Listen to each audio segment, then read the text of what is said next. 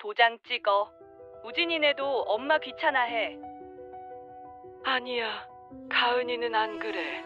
우리 가은이는 수아가 시킨 겁니다. 저는 그냥 도장만 받은 거예요. 제발, 저는 고소하지 말아줘요.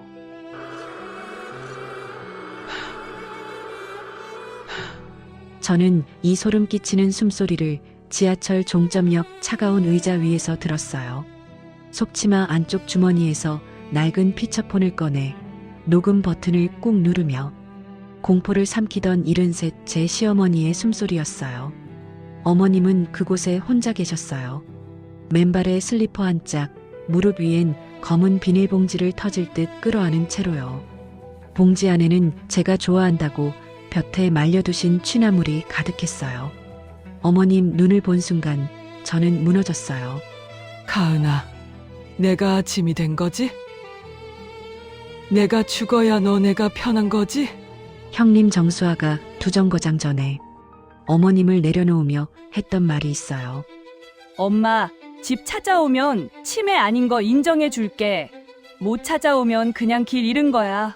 아주버님은 한술 더 떠서 경찰 앞에서 제 바짓가랑이를 붙잡고 형님 탓만 하며 울었어요. 저는 오늘 이 낡은 피처폰 속 추악한 기록을 전부 공개하려고 합니다. 어머님은 치매가 아니었어요. 자신을 버리려는 자식들 앞에서 어머님은 왜 소리내 울지 않고 몰래 녹음 버튼을 눌러야만 했을까요? 그리고 아주버님이 제 바짓가랑이를 붙잡아 가면서까지 지키려 했던 그 더러운 욕망은 대체 무엇이었을까요? 저는 이 잔인한 종점의 진실을 절대로 혼자 알고 있지 않겠어요. 저는 새벽 2시에 전화를 받았어요. 지하철 종점역 역무원의 목소리였어요. 보호자분 맞으세요? 어르신이 혼자 앉아 계세요. 저는 그 순간 가슴이 내려앉는 걸 느꼈어요. 사회복지사로 10년을 일하면서 저는 수많은 위기 연락을 받아봤어요. 하지만 그날 밤의 전화는 달랐어요. 손이 먼저 떨렸어요. 저는 택시를 잡아타고 종점역으로 달려갔어요. 플랫폼 끝 형광등 하나가 깜빡이고 있었어요. 그 불안한 빛 아래 어머님이 앉아 계셨어요. 저는 그 장면을 보는 순간 발이 멈췄어요. 얇은 가디건 하나 흘러내린 머리카락, 그리고 맨발에 슬리퍼 한 짝. 나머지 한 발은 차가운 시멘트 바닥 위에 그대로 닿아 있었어요. 저는 그 발바닥의 거칠고 창백한 살결을 보면서 눈물이 차올랐어요. 어머님은 무릎 위에 검은 비닐봉지를 두 손으로 꼭 안고 계셨어요. 터질 것처럼, 누가 빼앗아 갈까봐 그러시는 것처럼요. 왔어? 저를 보자마자 어머님이 말씀하셨어요. 안도감이 먼저였고 그 다음은 죄인 같은 표정이었어요. 우진이 화 안 나겠지? 내가 괜히 나온 거지. 저는 어머님 손을 잡고 아무 말도 못했어요. 택시 안에서 어머님은 비닐봉지를 내려놓지 않으셨어요. 집에 돌아와서야 어머님이 직접 봉지를 펼치셨어요.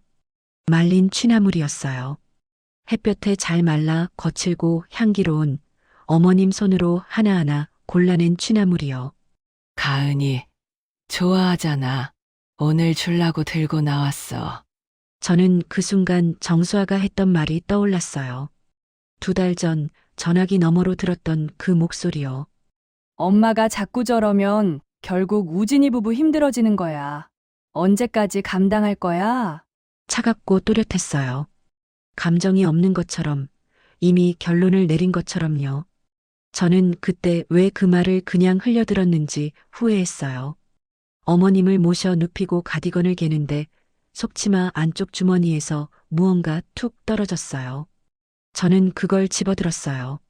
낡은 피처폰이었어요. 손바닥 위에서 느껴지는 차갑고 무거운 금속의 감촉이 이상하게 오래 남았어요. 어머님은 이미 잠들어 계셨어요. 저는 그 피처폰을 내려놓지 못한 채 한참을 서 있었어요. 저는 현관문 앞에 서서 정수아라는 이름이 새겨진 차가운 금속 명패를 한참이나 응시했습니다. 저는 배를 누르기 전 1년 전 명절 이 집에서 들렸던 어머님의 억눌린 웃음소리가 환청처럼 귓가를 때리는 걸 느꼈어요.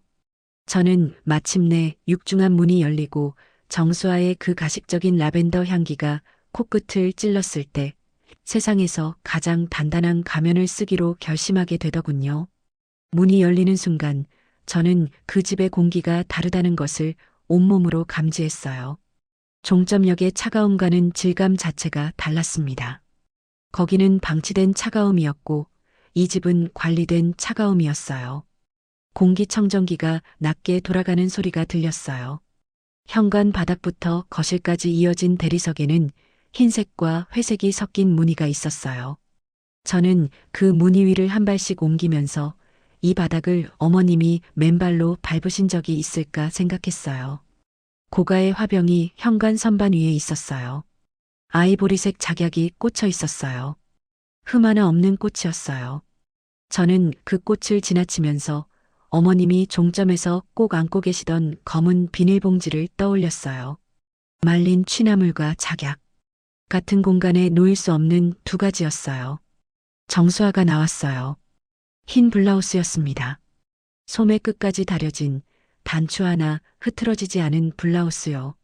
저는 밤새 택시를 타고 종점역 시멘트 바닥에서 무릎을 꿇고 눈물도 닦지 못한 채 이문 앞까지 온 제 몰골을 그 블라우스 앞에서 처음으로 의식했어요. 어머, 가은아. 엄마 많이 놀라셨어? 목소리가 먼저 나왔어요. 저는 그 목소리의 온도를 측정했어요. 걱정은 맞았어요. 하지만 박자가 틀렸습니다. 진짜 걱정은 어젯밤 10번의 전화로 이미 소진돼 있어야 해요. 저는 정수아에게서 단 한 통의 전화도 받지 못했어요. 안으로 들어서자 거실 소파에 이명준이 앉아 있었어요. 리모컨을 쥐고 있었는데 TV는 꺼져 있었습니다. 저와 눈이 마주치는 순간 그의 손가락이 리모컨 버튼 위를 미세하게 두드렸어요. 아무것도 누르지 않은 채로 그냥 두드렸어요. 무언가를 숨기는 사람의 손이었어요. 처남댁, 앉아요. 목소리에 무게가 없었더군요. 스스로도 믿지 않는 말을 내뱉는 사람의 목소리였어요. 정수아가 커피를 내왔어요. 찻잔이 대리석 받침대에 닿으며 챙그랑 소리를 냈어요. 그 소리가 거실을 한번 가르고 사라졌어요. 저는 찻잔을 받아들었지만 마시지 않았어요. 정수아가 맞은편에 앉았어요. 그리고 눈꼬리를 살짝 내리며 손등으로 눈 아래를 눌렀어요. 나 어젯밤에 한숨도 못 잤어. 얼마나 걱정했는지. 저는 그 손동작을 지켜봤어요. 울었던 흔적은 있었어요.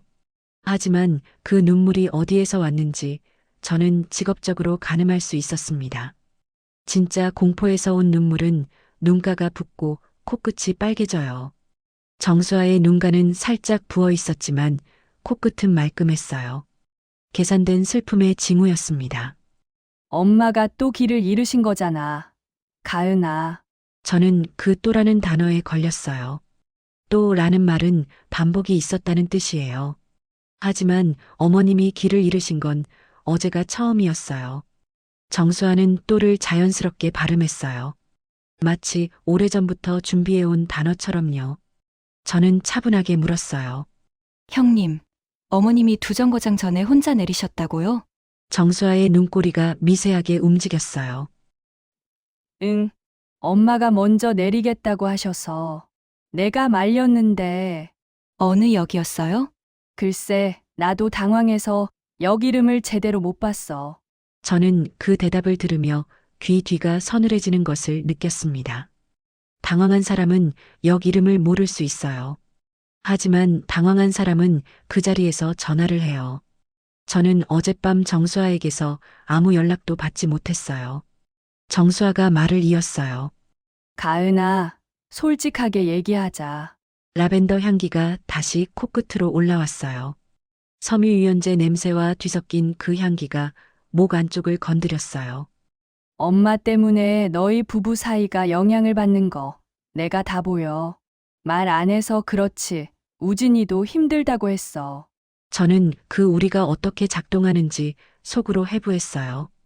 우진이 저에게 그런 말을 한 적이 없었습니다. 하지만 정수아는 지금 우리와 우진을 동시에 꺼내며 저를 고립시키고 있었어요. 너만 모르고 있다는 구도를 만드는 거였어요. 사랑이라는 이름으로 행해지는 가장 고약한 형태의 배제였습니다. 우진 씨가 언제 그런 말을 했어요? 남편이 아내한테 모든 말을 다 하지는 않잖아. 나는 누나니까 듣는 거야. 저는 그 문장 안에 담긴 폭력을 느꼈어요. 너보다 내가 우진이를 더 잘 안다는 선언이었으니까요. 혈육을 방패로 세운 채 가장 가까운 사람을 가장 멀게 만드는 기술이었습니다. 이명준이 그때 소파에서 몸을 틀었어요. 처남댁, 우리 입장도 좀 봐달라고요. 저는 이명준을 봤어요. 그는 제 시선을 받는 순간 손등으로 이마를 한번 훔쳤어요. 아침인데도 땀이 배어 있었어요. 손등의 정맥이 도드라졌어요. 가은 씨, 내 말 좀 들어봐요. 호칭이 바뀌었어요. 처남댁에서 가은 씨로 내려오는 순간이었어요. 불리해질수록 거리를 좁히는 방식이었습니다. 우리가 요양원을 나쁘게 생각해서 얘기하는 게 아니에요. 어머니도 또래분들이랑 어울리시고 전문가한테 케어받으시면 훨씬 좋잖아요. 가족이 다 같이 안정되는 거잖아요. 저는 그 가족이라는 단어를 속으로 분해했어요. 이명준이 말하는 가족 안에 어머님이 있기는 한 걸까요? 어머님을 그 가족에서 밀어내면서 가족의 안정을 말하고 있었습니다. 이명준의 동공이 흔들렸어요. 저와 정수아 사이를 왔다 갔다 했어요. 어느 쪽이 더 강한지 계산하는 눈빛이었더군요. 정수아가 일어났어요. 서랍장으로 걸어가서 봉투를 꺼내왔어요. 테이블 위에 내려놓는 소리가 났어요. 빳빳하고 납작한 소리였어요. 가은아, 한번 읽어봐. 저는 봉투를 열지 않은 채 겉면을 봤어요. 주름 하나 없었어요. 오래 준비해온 물건의 반듯함이었습니다. 봉투 끝에서 서류가 살짝 빠져나와 있었어요. 어머님 이름이 보였어요. 인쇄된 이름이었어요. 그리고 그 옆에 도장 자국이 찍혀 있었어요. 저는 그 도장 자국을 보는 순간 손끝이 차가워졌어요.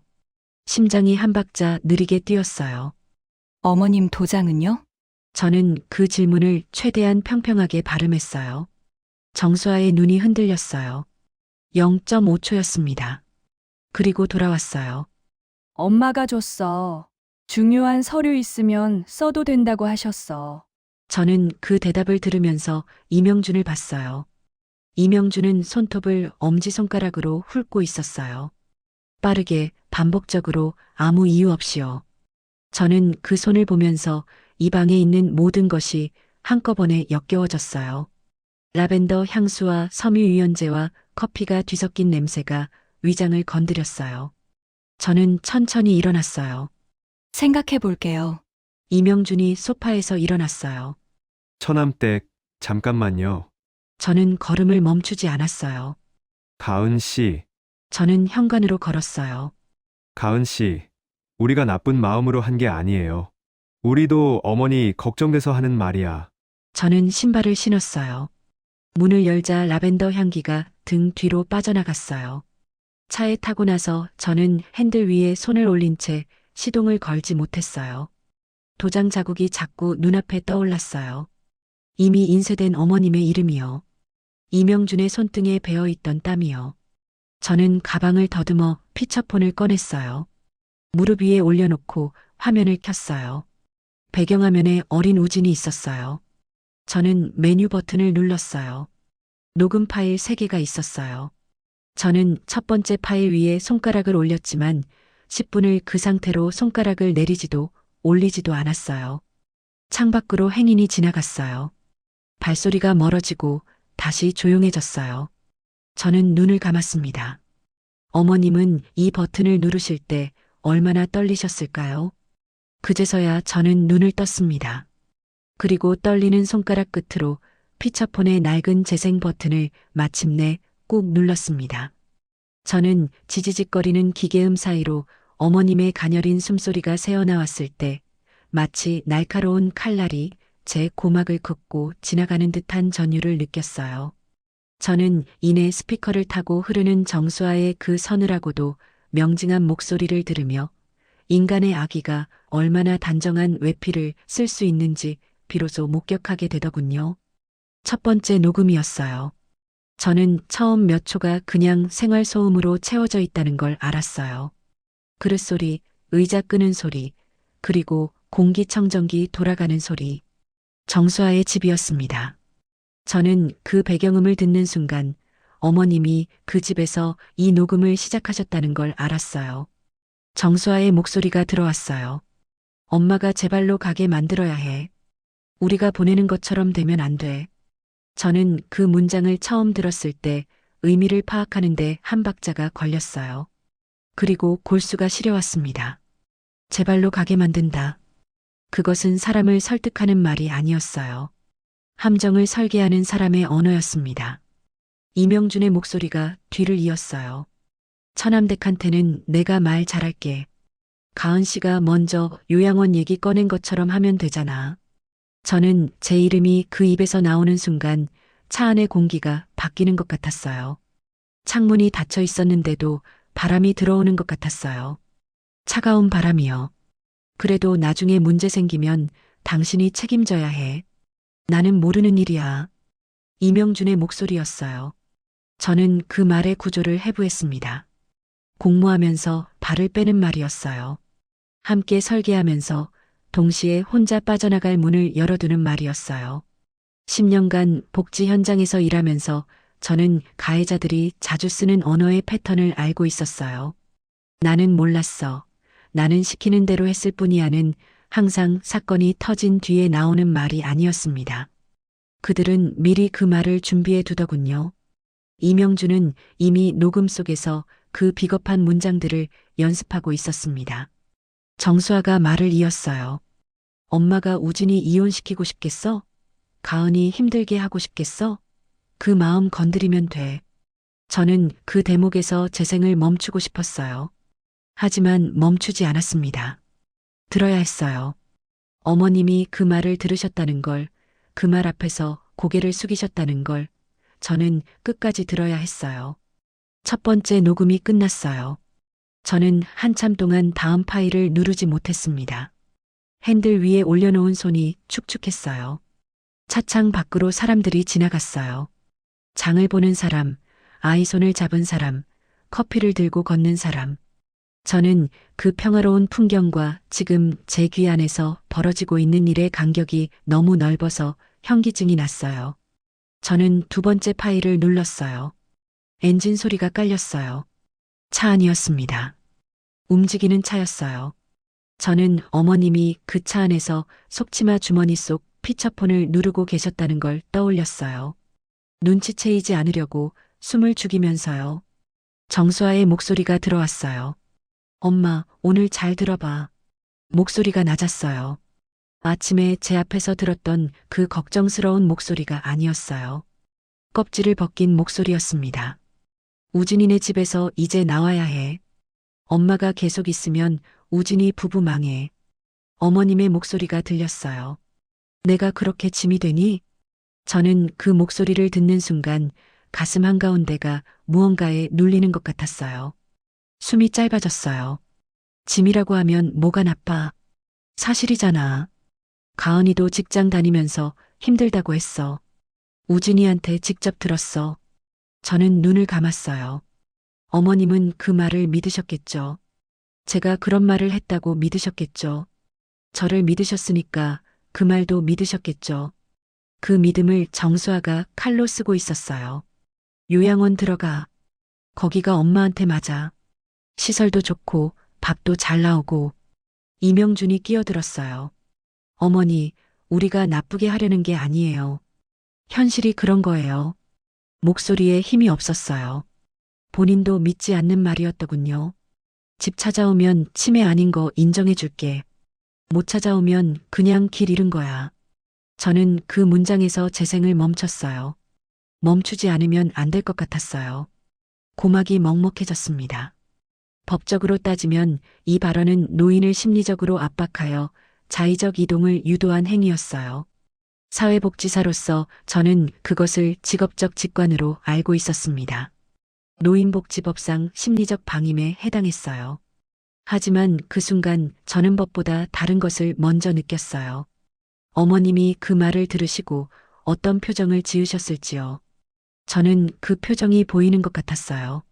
납득하려는 얼굴과 납득하면 안 된다는 걸 아는 얼굴이 동시에 있는 표정이요. 저는 다시 재생 버튼을 눌렀어요. 차 문 열리는 소리가 났어요. 바람 소리가 들어왔어요. 엄마, 내려. 정수아의 목소리가 짧았어요. 긴 말이 필요 없는 사람의 말투였습니다. 잠시 후 차 문 닫히는 소리가 났어요. 쿵. 그리고 엔진 소리가 멀어졌어요. 저는 스피커에서 흘러나오는 소리가 바뀌는 것을 들었어요. 차 소리가 사라지고 바람 소리만 남았어요. 지하철역 외부의 바람 소리였습니다. 어머님이 혼자 서 계신 거였어요. 그리고 들렸어요. 하. 짧고 떨리는 숨이었어요. 하하. 저는 그 숨소리를 들으며 핸들을 두 손으로 쥐었어요. 힘을 주지 않으면 손이 어디로 갈지 몰랐어요. 두 번째 녹음이 끝났어요. 저는 눈물이 나오기 전에 세 번째 파일을 눌렀어요. 울면 안 됐어요. 끝까지 들어야 했습니다.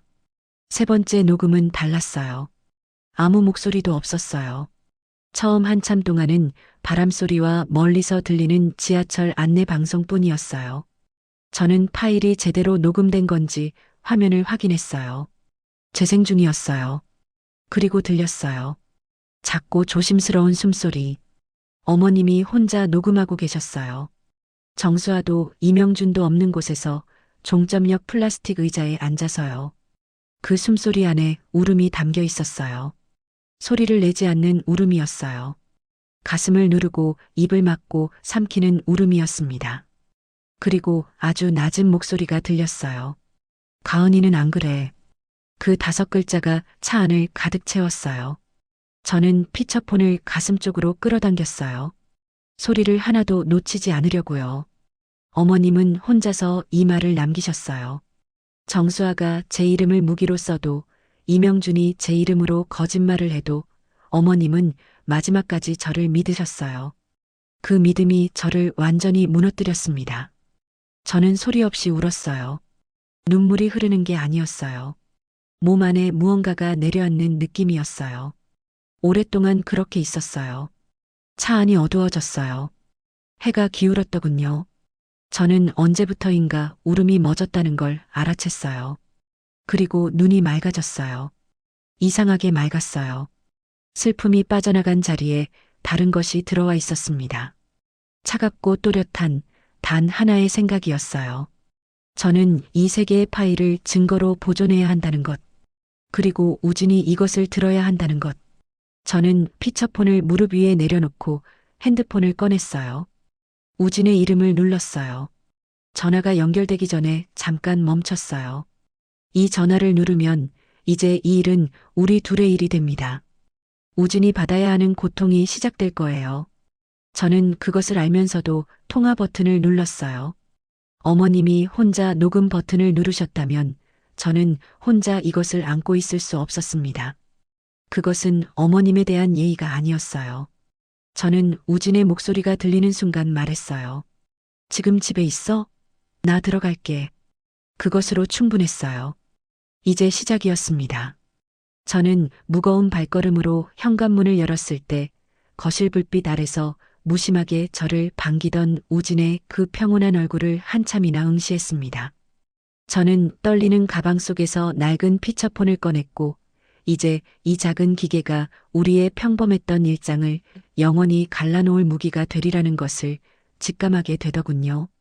저는 아무 말 없이 우진의 손바닥 위에 그 차가운 기기를 올려놓으며 세상에서 가장 잔인한 진실을 마주할 준비를 하라고 속으로 되뇌었습니다. 현관에 들어서는 순간 저는 집안의 냄새를 맡았어요. 된장찌개 냄새였어요. 어머님이 저녁을 차려두신 거였어요. 저는 그 냄새를 맡으면서 발이 멈췄습니다. 종점역에서 정수아의 집에서 차 안에서 3개의 녹음 파일을 들으며 뒤집어진 제 하루와 이 평온한 된장찌개 냄새 사이의 간격이 너무 넓었어요. 우진이 소파에서 고개를 들었어요. 왜 이렇게 늦었어? 표정이 편안했어요. 저는 그 편안한 얼굴을 보면서 무엇부터 말해야 할지 몰랐어요. 말보다 먼저 손이 움직였어요. 가방에서 피처폰을 꺼내 우진에게 내밀었어요. 우진이 그것을 받아들며 저를 봤어요. 이게 뭐야? 들어봐. 저는 재생 버튼을 직접 눌러줬어요. 지지직. 그 소리가 거실에 퍼졌어요. 우진의 얼굴이 처음에는 그냥 의아한 표정이었어요. 낯선 소음을 분류하려는 얼굴이었어요. 그러다 어머님의 숨소리가 들렸어요. 하하. 우진의 눈썹이 미세하게 모였어요. 정수아의 목소리가 나왔어요. 엄마가 제발로 가게 만들어야 해. 우리가 보내는 것처럼 되면 안 돼. 저는 우진의 얼굴을 봤어요. 편안함이 빠져나가고 있었어요. 물이 빠지듯 서서히 그리고 돌이킬 수 없이요. 이명준의 목소리가 이어졌어요. 처남댁한테는 내가 말 잘할게. 가은 씨가 먼저 요양원 얘기 꺼낸 것처럼 하면 되잖아. 우진이 피처폰을 쥔 손에 힘이 들어가는 게 보였어요. 손마디가 하얗게 됐어요. 저는 그 손을 보면서 다음 말을 기다렸습니다. 정수아의 목소리가 계속됐어요. 엄마가 우진이 이혼시키고 싶겠어? 가은이 힘들게 하고 싶겠어? 그 마음 건드리면 돼. 우진의 입이 열렸어요. 하지만 소리가 나오지 않았어요. 다물렸어요. 그리고 다시 열렸어요. 그래도 소리가 없었습니다. 저는 그 입술의 움직임을 보면서 발밑의 세계가 소리 없이 침몰하는 것 같았어요. 두 번째 녹음이 시작됐어요. 차 안의 엔진 소리, 그리고 정수아의 목소리. 오늘 잘 들어봐. 마지막으로 하는 말이야. 우진이 눈을 감았어요. 우진이네 집에서 이제 나와야 해. 우진의 어깨가 내려갔어요. 조금씩 조금씩 무게를 받아들이듯이요. 어머님의 목소리가 들렸어요. 내가 그렇게 짐이 되니? 우진이 그 순간 손으로 입을 막았어요. 저는 그 손을 봤어요. 소리를 막으려는 손이었어요. 자신에게서 나오려는 어떤 소리를요. 집 찾아오면 치매 아닌 거 인정해 줄게. 못 찾아오면 그냥 길 잃은 거야. 차 문 닫히는 소리, 엔진 소리가 멀어지는 소리, 그리고 바람 소리만 남았어요. 어머님이 혼자 남겨진 그 바람 소리요. 우진의 어깨가 떨리기 시작했어요. 저는 그 떨림을 보면서 손을 뻗지 않았어요. 지금은 잡으면 안 됐어요. 끝까지 들어야 했어요. 세 번째 녹음이 시작됐어요. 정적, 바람 소리, 그리고 억눌린 숨소리. 가은이는 안 그래. 우진이 소파에서 무너졌어요. 소리 없이 울었어요. 어깨가 들썩였어요. 등이 구부러졌어요. 저는 그 옆에 앉았어요. 아무 말도 하지 않았습니다. 한참이 지나고 나서 우진이 고개를 들었어요. 눈이 빨개져 있었어요. 누나가 엄마를 거기 두고 온 거야? 저는 고개를 끄덕였어요. 우진이 피처폰을 내려놓았어요. 그리고 일어났어요. 누나한테 지금 당장 가야겠어. 저는 우진의 팔을 잡았어요. 잠깐.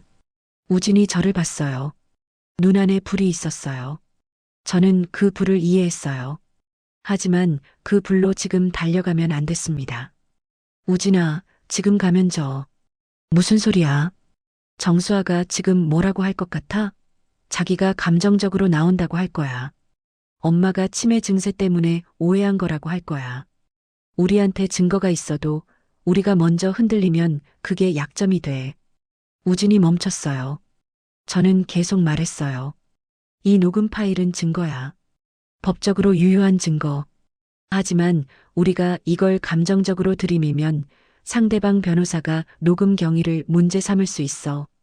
우진이가 지금 해야 할 건 소리치는 게 아니야. 우진이 다시 소파에 앉았어요. 손으로 얼굴을 덮었어요. 내가 무슨 짓을 한 거지? 저는 그 말의 의미를 알았어요. 의심하지 않았던 것, 어머님이 힘드신 걸 알면서도 정수아의 말을 그냥 넘겼던 것들이요. 당신 잘못이 아니야. 저는 그렇게 말했어요. 그리고 이제 할 일을 얘기했습니다. 오늘 밤은 녹음 내용을 전부 텍스트로 옮길 거야. 녹취록이 있어야 해.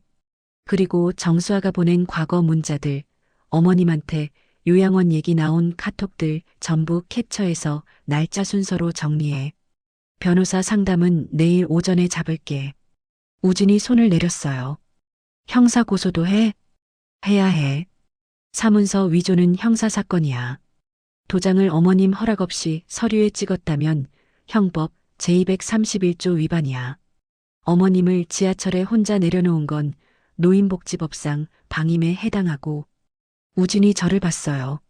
저는 그 눈빛에서 처음으로 분노가 아닌 다른 것을 봤어요. 믿음이었어요. 가은아, 내가 앞에 서줘. 저는 고개를 끄덕였습니다. 그날 밤 저는 책상 앞에 앉았어요. 노트북을 열었어요. 피처폰을 왼쪽에 놓았어요. 녹음을 처음부터 다시 재생하면서 한 문장씩 받아 적었어요. 정수아의 말을 타이핑할 때 손끝이 딱딱하게 굳었어요. 하지만 멈추지 않았어요. 이명준의 목소리를 옮겨 적을 때는 역겨움이 올라왔어요. 그것도 멈추지 않았어요.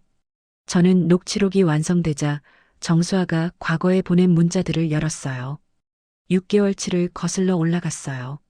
거기에 있었어요. 2달 전 문자 하나. 엄마 요양원 알아보는 거 어떻게 생각해? 1달 전 또 하나. 엄마가 자꾸 저러면 가은이도 힘들잖아. 우리가 결정해야 할 것 같아. 저는 그 문자들의 날짜를 타임라인에 옮겼어요. 어머님이 녹음을 시작하신 날짜와 대조했어요. 일치했습니다. 어머님은 이 계획이 시작되던 시점부터 이미 알고 계셨던 거예요. 그래서 녹음을 하신 거였어요. 저는 그 사실을 확인하는 순간 눈을 감았어요. 어머님이 얼마나 외로우셨을지요. 알면서도 혼자 버티셨을 그 시간이요. 저는 눈을 떴어요. 창밖이 밝아오고 있었어요. 검푸른 하늘이 조금씩 옅어지고 있었습니다. 저는 타임라인 문서를 저장하고 파일을 닫았어요. 의자 등받이에 등을 기댔어요. 정수아의 흰 블라우스가 떠올랐어요. 주름 하나 없이 다려진 소매 끝까지 단정한 그 블라우스요. 그 안에 녹음 속 목소리가 들어 있었어요. 엄마가 제 발로 가게 만들어야 해. 저는 더 이상 그 블라우스에 압도되지 않겠어요. 이제 저는 어머님이 남기신 3개의 파일과 6개월치 문자와 사문서 위조의 흔적을 가지고 있습니다. 피해자의 자리는 어제로 끝났어요. 저는 오늘부터 심판자의 자리에 서겠습니다. 창밖으로 해가 떠오르고 있었어요. 저는 그 빛을 바라보며 변호사 사무소 전화번호를 검색했어요.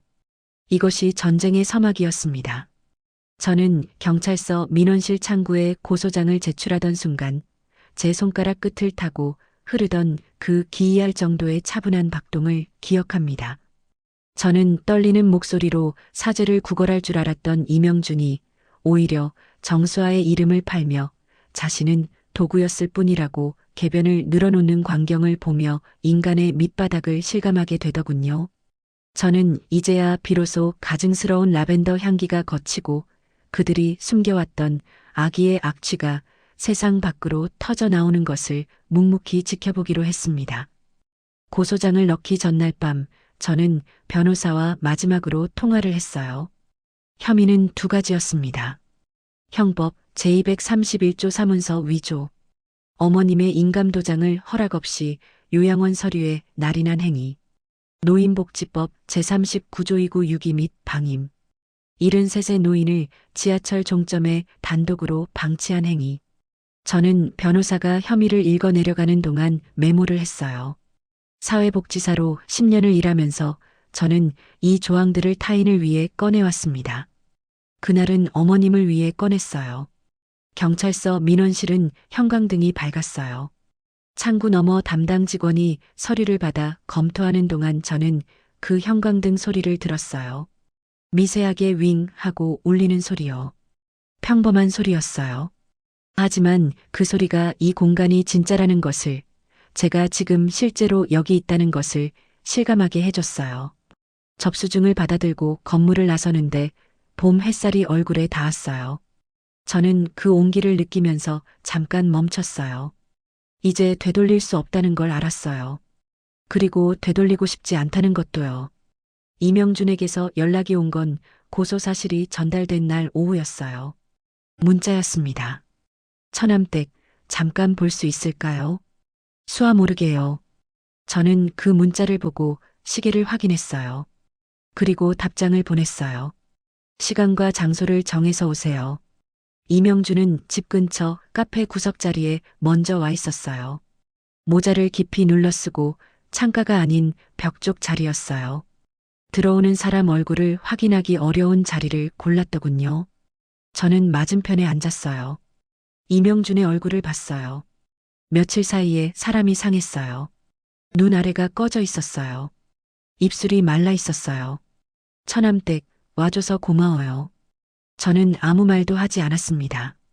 이명준이 손을 테이블 위에 올렸다가 무릎으로 내렸어요. 어디에 두어야 할지 모르는 손이었어요. 이번 일 나는 진짜 몰랐어요. 저는 그 문장을 들으면서 속으로 해부했어요. 몰랐다는 말은 두 가지예요. 정말 몰랐거나 모른 척했거나.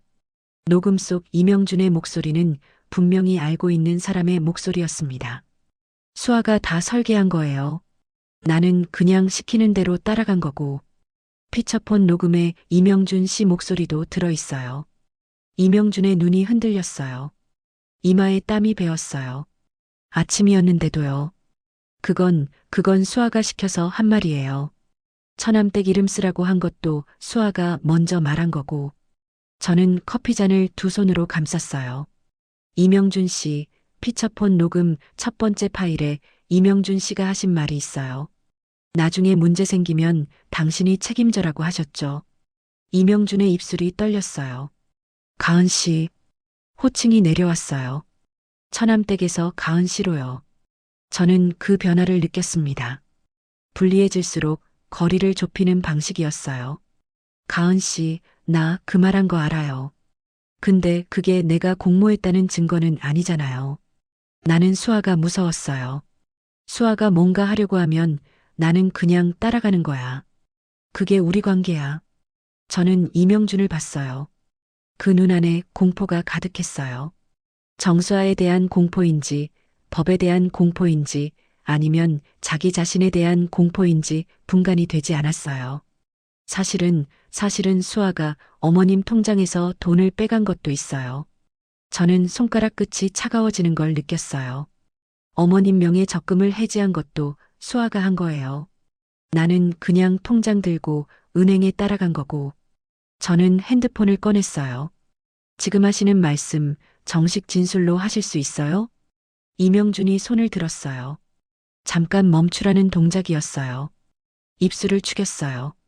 가은 씨, 나 감옥 가면 안 돼요. 진짜로. 목소리가 낮아졌어요. 나 빚이 있어요. 그게 시작이었어요. 수아가 어머님 재산으로 맡겠다고 했어. 나는 그때 거절했어야 하는데 못했어요. 저는 그 고백을 들으면서 이명준이라는 사람의 전체 윤곽이 보이는 것 같았어요.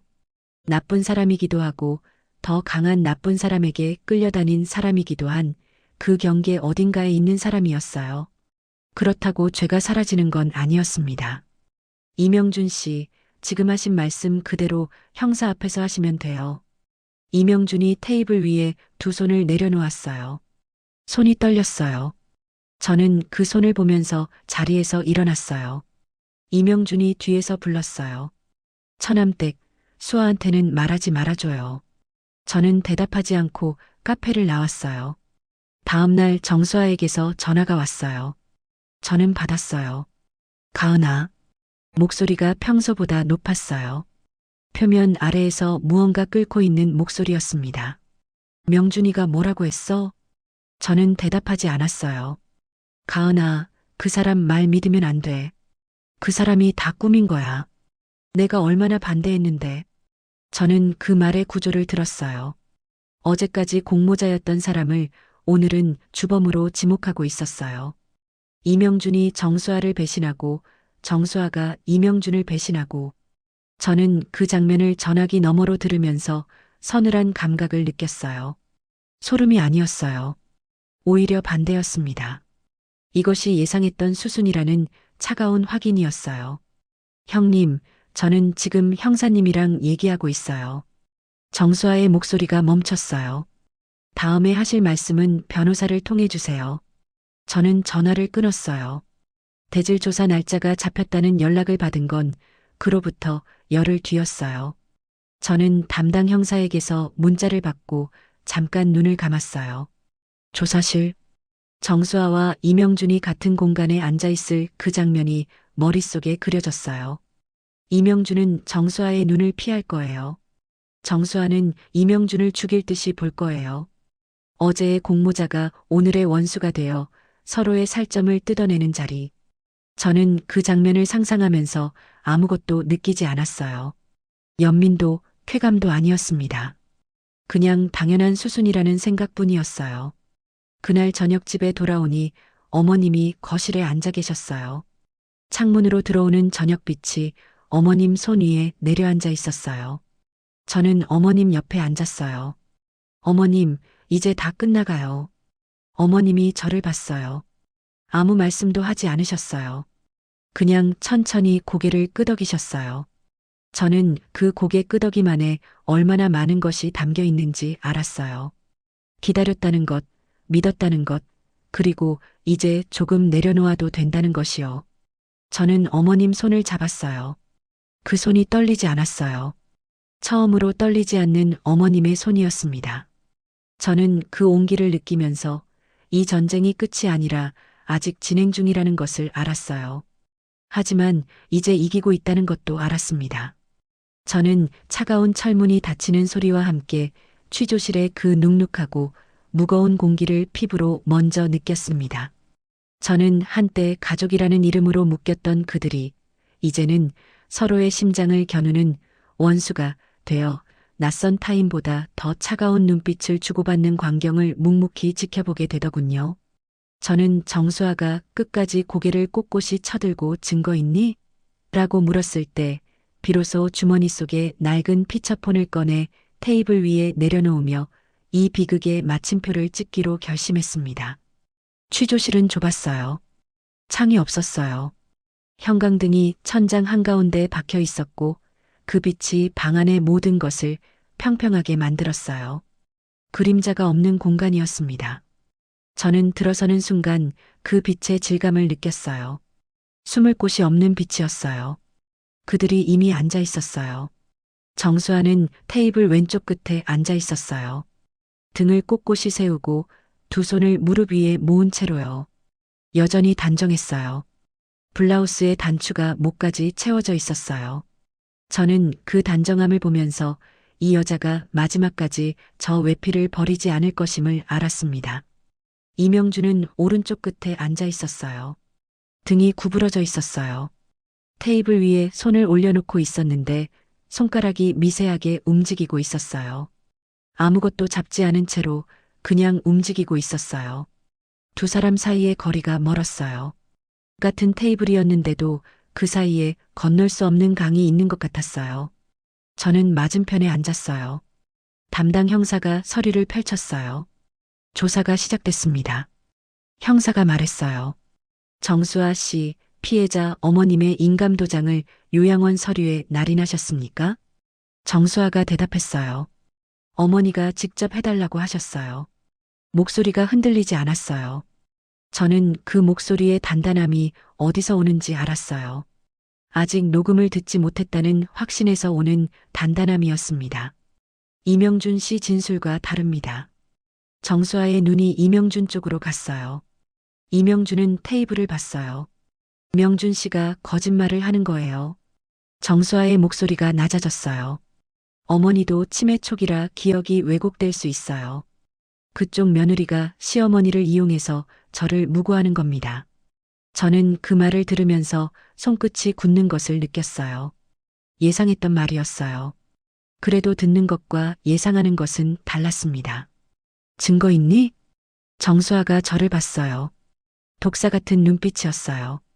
단정한 블라우스와 그 눈빛이 같은 사람에게서 나오고 있었어요. 저는 주머니에 손을 넣었어요. 그리고 낡은 피처폰을 꺼내 테이블 위에 내려놓았어요. 소리가 났어요. 탁! 이명준이 그 소리에 몸을 움츠렸어요. 정수아는 그 피처폰을 봤어요. 눈빛이 바뀌었어요. 0.5초였어요. 하지만 저는 그 0.5초를 봤습니다. 저는 담당 형사에게 말했어요. 녹음 파일을 재생해 주시겠어요? 형사가 피처폰을 받아 조사실 스피커에 연결했어요. 저는 그 준비 과정 동안 정수아를 봤어요. 정수아는 시선을 테이블로 내렸어요. 처음으로 고개를 숙였어요. 스피커에서 소리가 나왔어요. 지지직. 그리고 옷자락 스치는 소리. 바스락 바스락. 어머님의 숨소리가 방 안을 채웠어요. 하하. 저는 그 숨소리가 이 좁은 취조실에 울리는 것을 들으면서 눈을 감았어요. 어머님이 공포를 삼키며 녹음 버튼을 누르시던 그 순간이 이제 이 공간에서 재생되고 있었어요. 정수아의 목소리가 나왔어요. 엄마가 제 발로 가게 만들어야 해. 우리가 보내는 것처럼 되면 안 돼. 취조실이 굳었습니다. 형사가 펜을 멈췄어요. 이명준의 손가락이 움직임을 멈췄어요. 정수아는 아무 표정도 없었어요. 하지만 얼굴이 하얘졌어요. 피가 빠지듯 서서히 그리고 돌이킬 수 없이요. 이명준의 목소리가 스피커에서 흘러나왔어요. 처남댁한테는 내가 말 잘할게. 가은 씨가 먼저 요양원 얘기 꺼낸 것처럼 하면 되잖아. 이명준이 의자에서 흘러내렸어요. 등이 더 구부러졌어요. 등바디에 기대는 것도 아니고 앞으로 숙이는 것도 아닌 그냥 중력에 지는 것 같았어요. 두 번째 녹음이 시작됐어요. 차 안의 엔진 소리. 정수아가 입술을 움직였어요. 소리가 나오지 않았어요. 집 찾아오면 치매 아닌 거 인정해 줄게. 못 찾아오면 그냥 길 잃은 거야. 스피커에서 차 문 닫히는 소리가 났어요. 쿵. 그리고 바람 소리. 어머님이 혼자 남겨진 그 바람 소리가 취조실을 가득 채웠어요. 정수아의 눈에서 무언가가 빠져나가는 것이 보였어요.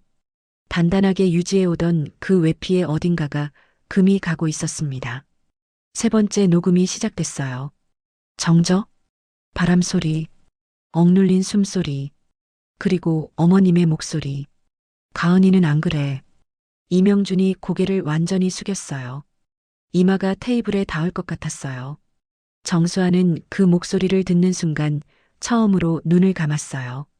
짐승의 비명과 다름없는 음성이 공간을 찢은 건 그 직후였어요. 이게 다 명준이가 꾸민 거야. 내가 반대했어. 처음부터 내가 반대했다고. 형사가 일어났어요. 정수아 씨, 진정하세요. 나는 몰랐어. 명준이가 다 한 거야. 이명준이 고개를 들었어요. 눈이 빨개져 있었어요. 당신이 설계했잖아. 내가 뭘 알았어. 당신이 다 시킨 거야. 거짓말하지 마. 빚 때문에 어머니 재산에 눈독 들인 게 누군데. 그 빚이 누구 때문에 생긴 건데. 두 사람의 목소리가 겹쳤어요. 저는 그 소리를 들으면서 아무것도 느끼지 않았어요. 연민도 쾌감도 아니었습니다. 이것이 그들이 선택한 결말이라는 차가운 확인뿐이었어요. 형사가 조사를 중단시켰어요. 서류가 오갔어요. 저는 그 과정을 지켜봤어요. 이명준이 저를 봤어요. 가은 씨, 제발. 저는 그 눈을 마주쳤어요. 그리고 아무 말도 하지 않았습니다. 이명준의 눈에서 마지막 희망이 꺼지는 게 보였어요. 복도로 나오는데 수갑 소리가 뒤에서 들렸어요. 찰칵. 저는 걸음을 멈추지 않았어요. 복도의 형광등 빛이 취조실보다 밝았어요. 저는 그 빛 속을 걸으면서 이상한 감각을 느꼈어요. 복수를 완성한 사람이 느낄 것 같은 그 강렬한 감정이 오지 않았어요. 대신 조용했어요. 당연한 것이 당연하게 이루어졌을 때의 조용함이었습니다. 저는 경찰서 건물을 나섰어요. 바깥 공기가 들어왔어요. 봄이 오고 있었어요. 저는 그 공기를 한번 깊이 들이켰어요. 그리고 걸었어요. 집으로 가는 길이었어요. 어머님이 기다리고 계실 거예요. 아마 창가에 앉아 계실 거예요. 저는 그 자리로 돌아가겠습니다. 종점은 끝이 아니었어요. 어머님은 그날 종점에서 저를 만났고 저는 그날부터 지금까지 어머님 곁에 있었어요. 그리고 앞으로도 있을 것입니다. 그것이 전부였어요. 그것으로 충분했습니다. 저는 베란다 화분 위에 돋아난 연두빛 새순을 보며 길었던 겨울이 마침내 종점을 지나 떠나갔음을 실감했습니다. 저는 이제 더 이상 주머니 속에서 떨리는 손으로 피처폰을 움켜쥐지 않아도 된다는 사실에 깊은 숨을 내쉬며 차가웠던 기억들을 비워내게 되더군요. 저는 거실에서 어머님이 평온하게 TV 자막을 읽어내려가는 소리를 들으며 우리가 지켜낸 평범한 일상이 얼마나 눈부신 기적인지 비로소 깨닫게 되었습니다. 어머님은 달라지셨어요. 더 이상 속치마 주머니에 손을 넣지 않으세요. 식탁에 앉으실 때 고개를 먼저 숙이지 않으세요. 저와 눈이 마주치면 먼저 웃으세요. 저는 그 웃음을 볼 때마다 종점역 플라스틱 의자가 떠올랐어요.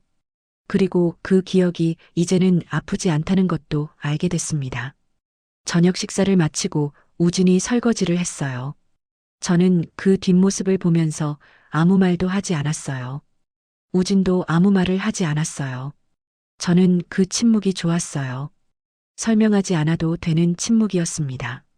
같은 계절을 함께 통과한 사람끼리만 나눌 수 있는 고요였어요. 그들은 법의 판결을 받았어요. 저는 그 사실을 가끔 떠올렸다가 내려놓았어요. 그들이 어떻게 지내는지 더 이상 궁금하지 않았어요. 그들이 제 삶에 드리웠던 그림자가 거쳤다는 것, 그것으로 충분했습니다. 저는 오늘 아침 어머님과 함께 베란다에 물을 줬어요. 어머님이 새순을 손가락으로 가리키며 말씀하셨어요. 이거 곧 꽃피겠다. 저는 그 말을 들으면서 종점이라는 단어를 다시 생각했어요. 종점은 끝이 아니에요. 열차가 방향을 바꾸는 곳이에요. 어머님은 그날 종점에서 저를 만나셨고, 저는 그날 어머님과 함께 다시 출발했어요. 저는 내일도 이 자리에 있겠습니다. 어머님 곁에서, 우진 곁에서, 그리고 이 평범하고 눈부신 일상 안에서요.